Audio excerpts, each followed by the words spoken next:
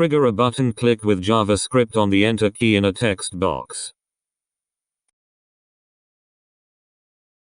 I have one text input and one button. See below. How can I use JavaScript to trigger the button's click event when the Enter key is pressed inside the text box? There is already a different submit button on my current page, so I can't simply make the button a submit button. And I only want the Enter key to click this specific button if it is pressed from within this one text box, nothing else.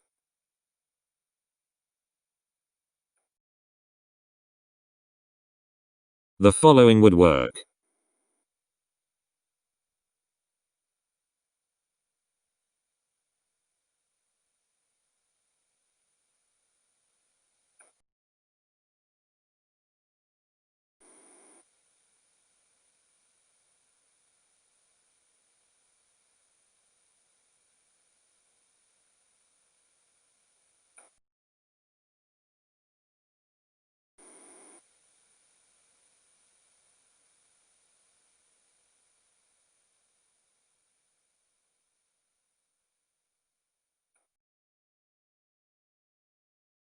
Thanks for watching. Subscribe to learn JavaScript. We have a number of awesome tutorials in the works.